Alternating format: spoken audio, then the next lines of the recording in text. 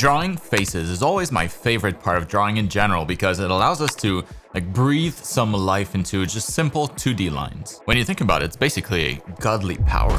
And I'll show you exactly how I do it from start to finish. We're going to be drawing faces that are relatively simple, like the kind of stuff you can see in my art. I tend to draw in a more anime-inspired style, so that's what I'll be showing you, but I feel like this method could really translate into a bunch of different styles just as well. So let's get right into it. So we're going to start with the head shape because it's by far the most important and the most difficult part. But I'll show you a simple way to do it. Now, if there was one thing that I would recommend that you practice more of, it wouldn't really be drawing the face, it would really be drawing the head shape. Because as long as your head shape looks pretty good, your face can look mid and it'll still be like a pretty solid result. But if your head shape is all wonky, you can have the prettiest face drawn on it, it'll always look like absolute trash.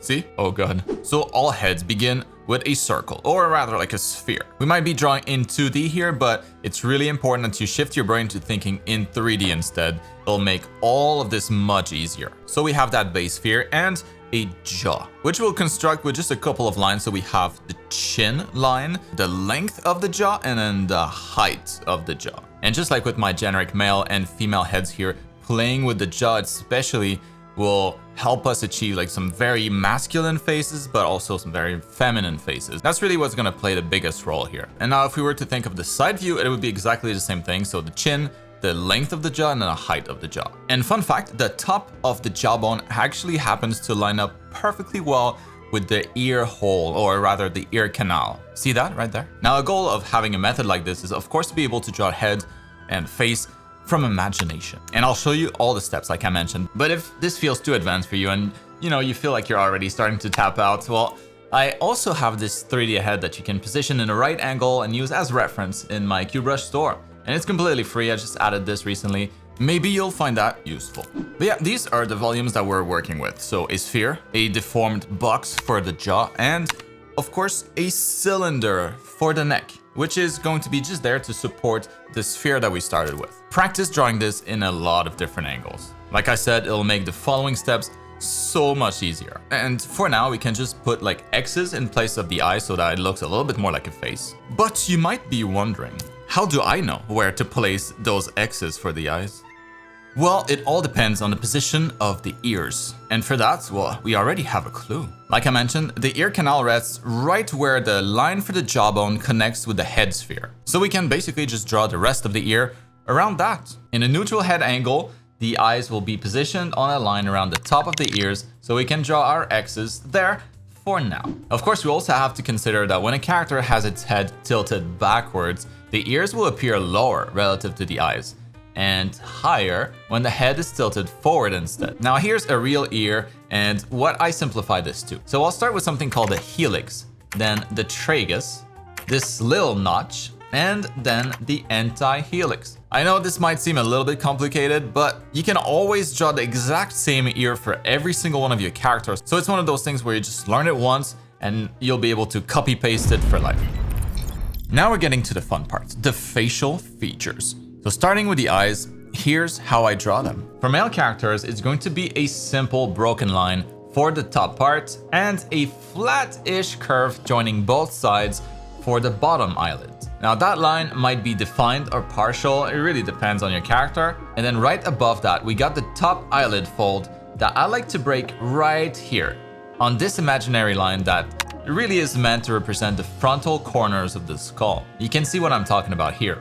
This happens to also line up with the break in the eyebrows, which is a pretty convenient reference point since it works from any angle. And real quick, since I mentioned the eyebrows already, but I think it's easier to think of them as 3 distinct lines. So this big downward curve spanning the full width of the eyes, and then just 2 broken lines slightly pointing down on the outside of the face. And then we can get rid of the middle part and add thickness to it, really. That's it. Obviously, we'll be drawing the eyebrows above the eyes, but the exact position can vary quite a bit from very close if the character is angry or more serious, to pretty far if the character is more chill, maybe surprised or happy. Now let's quickly go back to the eyes, the female eyes this time. I'll just do the exact same thing that I did for male, except maybe add longer lashes. Or I also like to draw this shape here and then just carve out the inside for the white of the eyes. I use this very often for my eyes and I think it works great. And it's super easy to remember, super easy to replicate. But like with all eyes, you just want to make sure that in between your two eyes, you always have one eye's width of distance. And if your character's eyes are huge, then you want that gap to be huge as well. You know, just like they do in anime. Now we're just missing the irises and we're ready to move on to the next step, the nose. So the way I draw my nose is always going to be the same thing, and it's always going to start with this shape right here. So I'll start it right between the eyes and it'll go down to however long you want your nose to be, really.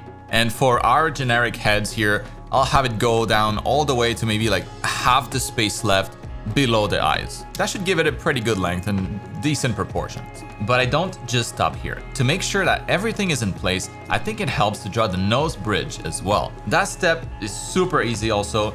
We just draw lines from the eyebrow towards the center of the face and then break that line around the eye level, continue down and then form the tip of the nose. If you do it right, it should kind of look like a tie, right? And often this will be followed by a step where I'm just going to remove a bunch of lines until I have the result that I want.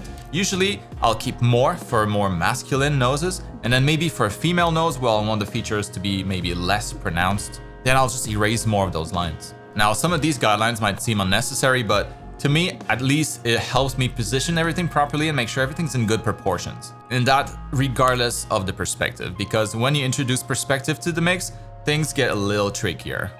A lot trickier. And just like I was saying, now that I'm working on the female nose, I just have to remove more of those guidelines. Super simple. And now, we're just left with the easiest part of the face, the mouth. Usually, I'll just draw a simple straight line with the edges maybe curved up or curved down. And sometimes, maybe I'll add 2 more lines to make this a little bit more detailed. So there's going to be one line above it, just a short line this time, to represent basically the Cupid's bow of the upper lip. And then another one below the mouth line. This one may be more of a rounded triangle rather than a straight line. And it'll be just to suggest the vermilion border of the lower lip.